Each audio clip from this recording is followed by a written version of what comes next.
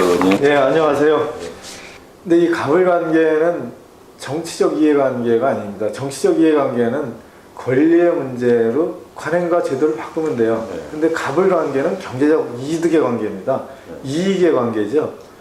가불관계를 개선하는 것은 일방적 또는 과도한 갑의 이익이 을에 분산되거나 배분되는 걸 의미합니다. 그래서 돈 드는 일은 갑측에서 그렇게 쉽게 양보하지 않아요. 정치적 권리와 자유에 관한 문제는 돈은 드는 일이 아니죠. 그래서 정치적 민주주의는 우리가 일찍은 아니지만 먼저 실현이 됩니다. 하지만 가불관계를 그 내용으로 하고 있는 경제적 민주주의는 실현하는데 오래 걸립니다. 이익에 관한 문제이기 때문에 그럴 거예요. 그래서 이번 을지로위원회 활동을 하면서 느낀 거는 경제적 이익에 관한 문제는 오랜 시간이 걸리고 오랜 노력이 필요하구나, 그런 생각을 많이 하게 됩니다. 우선 가불관계를 보면 갑의 힘이 너무 세죠. 기득권 구조라고 할 수 있습니다. 이번에 을지로위원회 활동을 하면서 이제 문제를 제기하고 억울함을 호소한 분들이 가지고 온 그 가불관계의 계약서를 많이 봤죠. 그 계약서는 아주 심각하게 갑이지로 되어 있습니다. 거기에다 그것도 부족해가지고 각서를 또 진고하고 또 특약사항을 붙이고 그렇게 합니다. 사적계약이죠. 사적계약은 뭐 헌법이나 법률에 의해서 보장을 받습니다. 아무리 부당하고 불공정해도 이미 계약을 그렇게 해버렸으면 그게 맞다는 거죠. 그걸 가지고 법원으로 끌고 갑니다. 문제를 제기했을 때, 을이 억울하다고 문제를 제기했을 때, 그럼 재판하자, 이렇게 나옵니다. 갑측에서는. 그러면 우리가 늘 신문지상에서도 많이 봤던 유명한 로펌들의 변호사들이 소장을 써요. 그거 재판부에 냅니다. 그 재판을 합니다. 그럼 사적계약에 의한 갑과 을의 계약서, 각서, 특약사항들은 법원에서 그 유명한 로펌과 그 멋있는 변호사들에 의해서 다 변론되면서 그대로 인정받아요. 을이 당해낼 방법이 없어요. 그게 기득권 구조입니다. 법원에서 인정받고 법률가에 의해서 존중받는 그런 계약서를 쓰고 있는 거예요. 그럼 이 가불관계의 계약서가 어떻게 개선될 수 있는 건가? 자, 법리적으로, 법적으로, 제도적으로 보호를 받고 있어요, 갑은. 근데 을은 장사하고 싶어서 뭐라도 해야 먹고 살지 않습니까? 부당한 줄 뻔히 알면서 그냥 각서에 서명하는 수밖에 없어요. 그렇지 않으면 그 영업을 할 수가 없으니까요. 근데 그전에는 이게 크게 문제가 되지 않았다라고 하는데 사실 크게 문제가 됐죠. 근데 사회 문제가 덜 됐을 뿐입니다. 근데 최근에 사회 문제가 더 되고 있는 거는 양극화가 우리 사회에서 너무 심해졌기 때문이라고 봐요. 그나마 부동산 경기도 돌고 뭐 수출 경기도 좋고 이랬을 때 사회적 분배가 그래도 좀 됐을 때에는 문제가 좀 덜 됐을 수도 있어요. 장사가 그래도 좀 됐으니까. 근데 양극화가 심화돼서 대기업, 수출기업, 뭐 달러 벌어들이는 기업들은 더 잘 되고, 내수기업에 그저 뭐 빵 팔고 뭐 화장품 팔고 또 이런 내수기업 쪽은 소득이 재분배되지 않으니까 내수시장이 망가지고 엉망이에요. 내수의 소비가 줄어드니까 그 지경, 그 지점에 있던 사람들이 매출이 급격히 떨어지고 먹고 살기가 어렵게 된 거예요. 그러면서 벼랑 끝에 내몰리니까 문제 제기를 한 거죠. 문제 제기가 많아지니까 사회 문제가 되고, 그리고 문제 제기의 강도도 그전보다는 훨씬 강합니다. 왜 먹고 살 수가 없으니까. 그리고 계약서를 들여다보니까 진짜 노예 계약인 거죠. 대부분의 책임이 을로 귀속되고 대부분의 결정은 갑의 결정에 따른다, 이렇게 돼 있어요. 이게 아마 1800년대 아마 프랑스 대혁명이 일어났을 거예요. 그때 이제 민주주의가 시작됐다고 역사는 기록하고 있습니다. 그때는 정치적 자유를 쟁취하기 위한 그런 기간이었죠.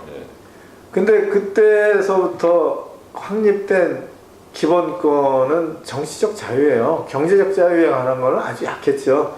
그리고 선언적 의미였고, 근데 우리도 정치적 자유를 우리 한국민주주의에서 남의 나라가 부러울 정도로 일찍 확보했습니다. 민주화 과정을 통해서. 근데 산업화는 잘했다고 또 칭송을 받아요. 근데 산업화의 내용인 가불관계 계약서를 보면은 1750년대하고 똑같아요. 그래서 저는 이번에 을지로위원회 활동을 하면서 느낀 게 참 돈에 관련된 경제적 이익에 관련된 가불관계 계약서는 여전히 노예계약서구나 하는 걸 깨달았어요. 그래서 이 이익에 관계되는 거, 참 옛날 말로 치면 착취라는 용어가 실제 아직도 살아남아 있다는 걸 느껴요. 이런 구조, 이익이 갑의 일방적 계약관계에 의해서 편취되고 있는 이런 계약은 바뀌어야 되죠. 조금 전에 말씀드렸듯이 법원과 변호사들에서도 권리가 보장되는 그런 계약서에 을들이 신음하고 있는 거예요. 그래서 이렇게 정치적 민주주의를 넘어서는 경제적 민주주의가 실현이 돼야 되는데 이런 을지로 활동을 통해서 개선이 일부 되리라고 봅니다. 서서히 생태계가 변하는데 단숨에는 안 됩니다. 이건 인식도 변화되고 정치적 민주주의에 의한 경제적 민주주의를 만들어내는 정치적 힘도 필요하고 그에 따른 갑과 을의 그리고 또 국민들의 의식 변환도 상당히 돼야 돼요. 정치적 자유를 억압하는 것은 우리 사회에서 용납을 안 하잖아요. 이미 그런 수준까지 우리나라의 국격, 국민들 의식 수준이 높아졌습니다. 마찬가지로 경제적 민주주의에 대한 의식이 그만큼 높아져야 돼요. 갑의 부당한 계약서를 누구도 인정하지 않는 사회적 통념과 그리고 사회적 상식이 만들어져야 됩니다. 전 그러려면 뭐 5년, 10년, 20년, 30년 계속 을지로위원회 을의 경제적 지위를 대등하게 할 수 있는 그런 노력은 지속돼야 된다고 보고 마치 여성이 사람으로 존중받았죠. 근데 투표권을 갖는 데는 상당한 100년, 200년, 300년이 걸렸어요. 아마 그와 같은 과정을 반추하면서 노력해야 된다고 그렇게 생각을 합니다. CU 편의점주가 개설했잖아요. 우리가 볼 때 편의점은 참 뿌듯하고 괜찮은 데인데 그 미니스톱의 사업본부까지 갔었죠. 방배동에. 이제 저도 계약서를 그때 현장에서 처음 봤습니다. 계약서를 남에게 보여주는 거, 특히 언론에 알리는 거, 그리고 계약 내용에 관련된 영업에 이러저러한 얘기에 대해서 언론과 인터뷰를 하는 것도 회사의 허락이 없을 때에는 할 수 없다라고 되어 있고 회사의 허락 없이 언론의 인터뷰에서 회사의 내용을 알렸을 때에는 벌금이 2천만 원이 돼 있더라고요. 그 계약서 내에. 그리고 계약서의 전면의 표지 우측 상단에 대애비라고 큰 그런 도장이 찍혀 있었어요. 국제부로도 있던데요? 그래서 제가 그때 그 경영하시는 분들한테 그런 얘기를 했습니다. 재갈을 물리는 이 계약서는 처음 봤다. 진짜 언론의 자유가 아니라 말할 자유를 억압하는 이런 계약서는 진짜 기본권 유린이다. 이렇게 얘기를 했어요. 이제 그렇다고 우리가 의뢰 입장에서 문제도 있지만 갑도 살아야 을도 사는 거잖아요. 뭐 한 2살 정도 된 아이를 업고 오는 부부예요. 미니스톱 2개를 이제 경영을 하는데 경영하는 사장님이죠. 사장님 부부인데 이분들은 이제 소박한 꿈이 아이를 키우고 가족을 유지할 수 있을 정도의 벌이 소득이 있으면 되는 거죠.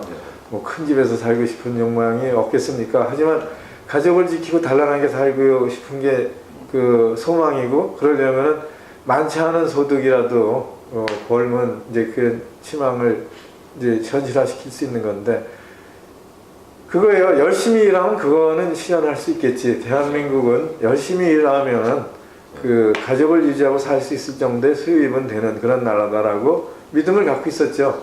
그래서 이제 가맹사업이라고 하는 프랜차이즈에 미니스톱을 한 거예요.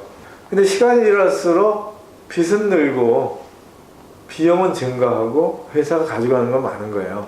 지금 방식의 가맹사업의 계약 방식과 영업 방식으로는 도저히 아무리 열심히 일을 해도 빚만 낼 수밖에 없는 구조다. 그리고 또 몸만 망가지고 이 지경쯤에 이르면은 이제 사업을 접고 다른 일을 해야 되잖아요. 네. 그래야 빚이 늘질 않는데 사업을 접는다고 하니까 계산서를 가지고 왔는데 인테리어 전전 비용, 향후 창출된 영업이익, 본사가 가져갈 수 있는 영업이익에 예상 영업이익 1년치가 6개월치입니다. 6개월치 계산하니까 그게 뭐 몇 천만 원이 돼요. 그럼 이미 지고 있는 빚에다가 자기 사업을 정리하는데 또 뭐 5, 6천만 원이 또 들어가는 거예요. 빚을 지고 손을 털어야 되는데 절망적인 거죠.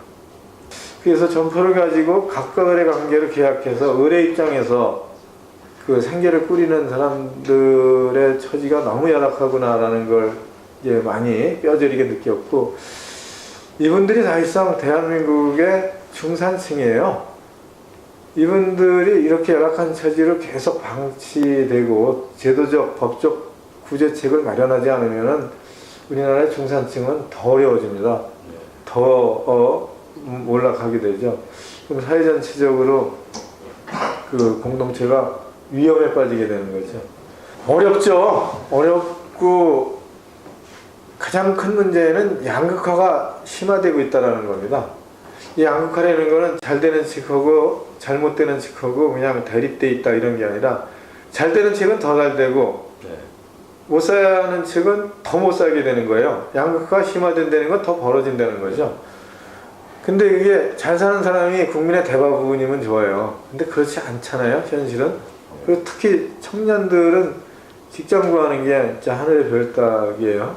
그리고 그 사람들이 또 주거 실태도 엄청 열악하고, 이런 상태가 그 시장 경제 논리에만 맡겨져서 그대로 가면은 어렵습니다.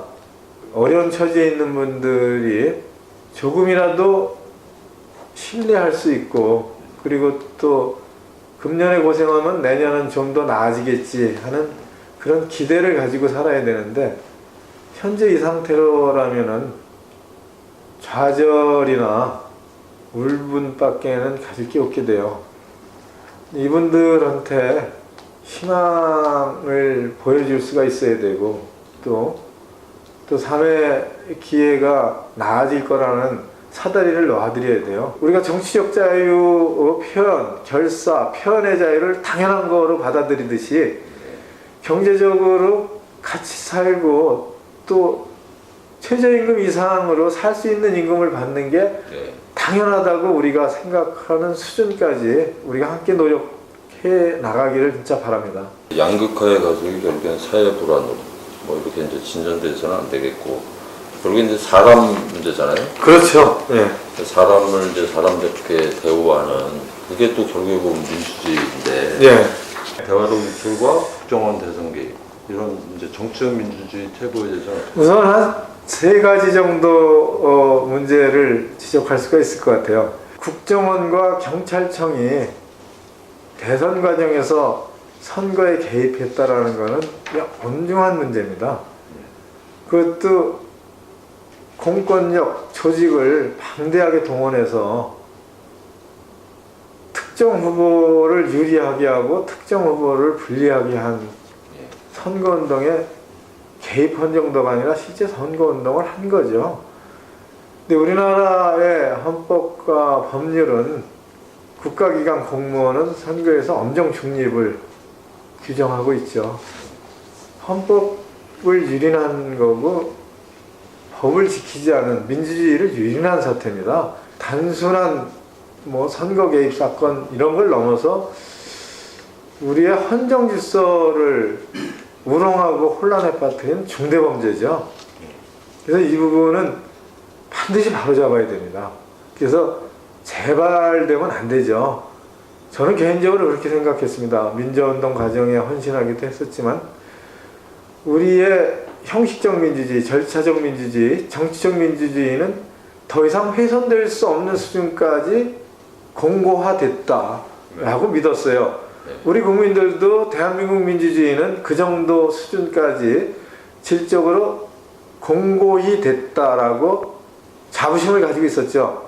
그랬던 자존심과 자부심이 다 깨진 거예요.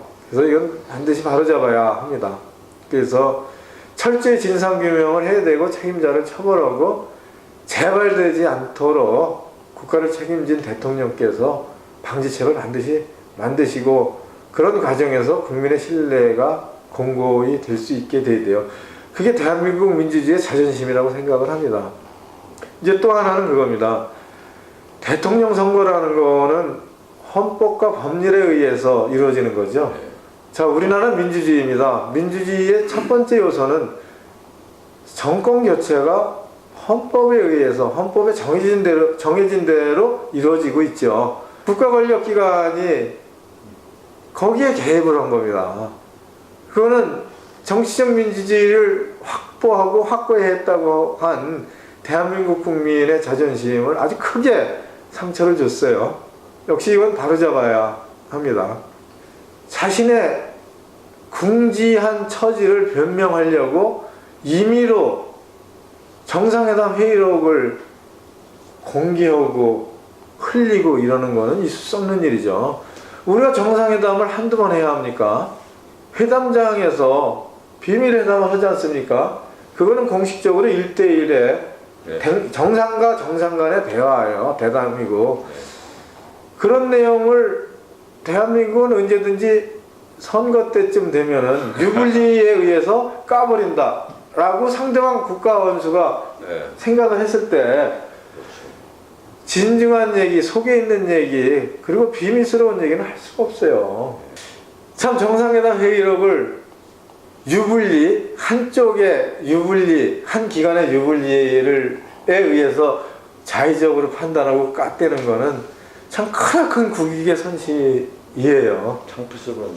그래서 참 이 문제가 빨리 진상이 규명돼서 그 재발이 안 되도록 국가 전체가 다짐을 하고 그리고 또 국민들도 그걸 그렇게 재발 방지가 신뢰가 되고 또 국제사회가 그거를 대한민국이 그렇지 참 품격 있는 나라지 이렇게 다시 인정을 받게 우리가 노력을 해야 됩니다. 민병두 의원님이 주체가 돼가지고 한 25분 정도의 우리 당 의원님들이 그 을을 위한 을의 권리를 조금이라도 그 개선할 수 있는 법을 내고 활동을 한 것을 책으로 내서 한 달 반 전에 출판기념회를 했어요. 이제 그리고 그 시점쯤에 우리 이제 을지로위원회가 그 당에서 구성돼 가지고 더 열심히 현장 전국 방방곡곡 또 새벽까지 뛰어다니면서 같은 활동을 더 폭넓게 하고 있습니다. 그래서 2권을 준비하고 있죠. 아마 또 3권, 4권 이렇게 계속 나오리라고 봅니다. 그래서 최근에 계속 문제가 됐던 남양유업 사태와 그거를 해결하는 과정 그리고 남양유업 사태가 노사합의에 상생협약으로 끝나서 우리 당의 최고위원회가 남양유업의 우유를 먹으면서 또 최고위원회 한 모습, 남양유업을 판촉하는 우리 당의 모습 이런 거를 포함해서 여러 현장에서 같이 개선하려고 노력했던 모습 그걸 또 법으로 만들고 그 법을 통과시키려는 노력들의 많은 사례들이 이번 을을 위한 행진곡 2집에 들어갈 겁니다. 저도 하나 쓰고 있어요. 제가 쓰고 있는 거는 레미콘 운수 사업자, 사실은 노동자죠. 이분들의 삶의 애환을 그리고 그리고 그분들이 지금은 참 도급계약에 해당하는 계약서를 쓰고 일을 하고 있는데 이분들이 정상적인 임대차 계약서를 써서 좀 그나마 조금이라도 그 삶의 질이 처우가 개선될 수 있는 법을 내서 그 우리 국토교통위원회에서 그 상임위까지 통과가 됐습니다. 이제 본회의 통과를 기다리고 있는데 그런 모습들을 그 원고에 그리고 있어요. 그리고 그 과정에서 공청회를 한 번 했습니다. 정확하게 세미나죠. 세미나를 했는데 참 궁금해하시는 레미콘 관련 노동자분들 한 200여 분이 함께 참석해서 참 플로어의 바닥에 자, 맨몸으로 앉아서 토론을 열띠게 했습니다. 제가 거짓말은 못하고 점심을 걸러가면서 10시에 시작한 토론회가 2시 5분에 끝났습니다. 그래서 4시간 5분 동안 참 화장실도 안 가고 점심도 굶어가면서 토론을 했어요. 거의 거짓말 아닙니다. 제가 다 영상으로 찍었고요. 제 블로그에도 있습니다. 아마 국회에서 했던 토론회 중에서 가장 그 장시간의 진지한 토론회였다고 그렇게 기록이 될 겁니다. 저희 을지로위원회 소속한 의원님들을 포함해서 우리 민주당 의원님들이 참 대호각성해서 이렇게 뛰고 있다라는 말씀을 드립니다. 이번엔 저희가 포인트를 정확하게 잡았어요. 두리뭉실 제1야당이니까 뭐 도와주십시오, 지지해 주십시오 이런 게 아닙니다. 그 어려운 처지에 있는 곤궁한 중산층 서민들의 삶의 현장에 뛰어들어서 그분들이 구체적으로 참 얼토당토 하는 참 말이 안 되는 계약서에 따라서 일을 하고 있고 그로 인해서 아무리 열심히 노력을 해도 빚만 늘어나는 이러한 구조를 이번에는 제대로 파악하고 제대로 알리고 제대로 해결하고 제대로 법과 제도를 개선하는 그때까지 열심히 하겠다는 그런 또 각오의 말씀도 함께 드립니다. 우선 뭐 국회의원 되고 가족을 잃어버린 게 가장 큰 참 안타까움이에요. 전 이번 여름에도 단 하루도 가족과 함께 물놀이도 한번 못 해봤고 좀 그래요. 그렇지만 그 보람 있는 일을 하고 있다라는 걸로 또 가족들이 감내해 주는 게 고마워요. 그래서 평범한 시민으로 돌아간 순간 집안일 좀 열심히 하겠습니다. 그리고 가족과 함께 그때까지 가족이 저를 신뢰해 주면 좋겠는데 뭐 그때라도 그 단란한 가족과 함께 어디 물놀이라도 갔으면 좋겠어요. 네, 오늘은 윤우덕 의원님을 만나셨습니다. 오랜 시간 고맙습니다. 이제 점심 먹으러 가요. 오늘도 점심 굶고 할 수는 없죠. 그렇죠.